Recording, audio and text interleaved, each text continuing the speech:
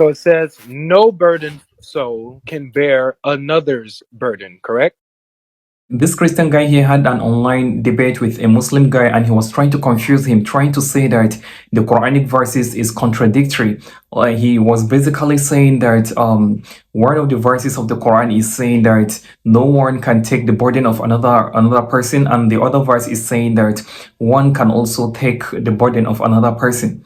So let me play these verses of the Quran are not in any way contradictory. The Christian man clearly did not understand the interpretation of these verses. That is why he thought it's contradictory and he wants to use it against the Muslim guy.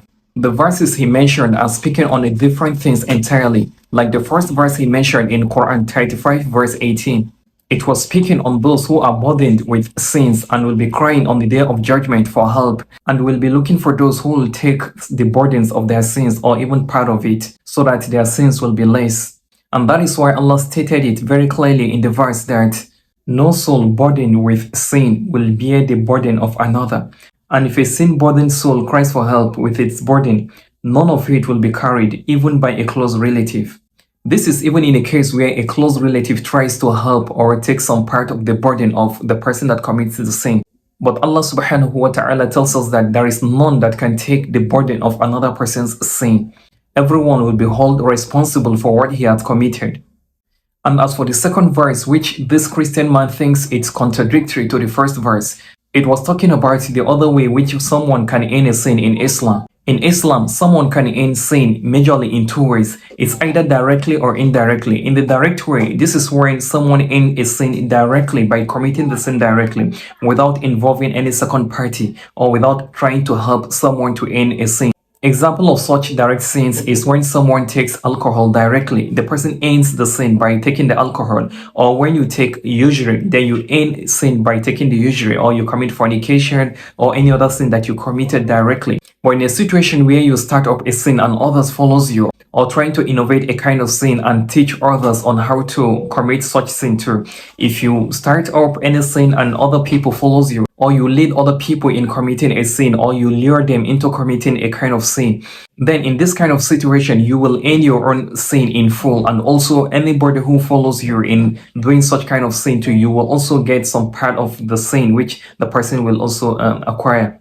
Then in this kind of situation, you will get two types of sin, which is the first one is a sin that will be given for committing such sin, and the second one is a sin that will be given for leading other people to commit such sin. And whoever follows you in committing that kind of sin, you also will be rewarded for that sin. That means you will have two types of sin, the first one for committing it and the second one for leading other people to commit that sin. And the sin you will be given for leading other people into committing the sin you started will not reduce anything from those who followed you. They will be given their own sin, and you also will be given equivalent sin of those who followed you. And your sin will not take away any burden or reduce the burden of the sin that will be given to those who commits it. This means when you take an alcohol, you will be given the sin for taking the alcohol. And if you lead other people to take alcohol, probably due to the way you talk or you convince them to take alcohol, that it is not a sin. If they take the alcohol, those who took the alcohol will be given a sin, and you that lead them in taking the alcohol, you will also be rewarded with equivalent sin of those who took the alcohol without actually reducing any burden from them or taking away any burden. You see, this verse is totally different from the first verse. Now let's check the tafsir of Ibn Kathir and see more explanation concerning this verse. If we open to the tafsir of Ibn Kathir concerning this verse and move to the explanation where he brought a hadith which says, whoever invites people to guidance, he will receive a reward like that of those who follow him without diminishing their reward in the least. And whoever invites people to misguidance, he will bear a burden of sin like that of those who follow him without diminishing their burden in the least. So as you can see in this verse, taking the burden of the sin for leading people astray does not take away the burden totally from the person that commits the sin.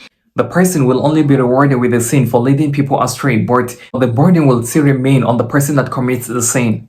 Whereas in the first verse, it was talking about someone with a load of burden of sins who cries out for help in order to reduce or to take away the burden of sin which he has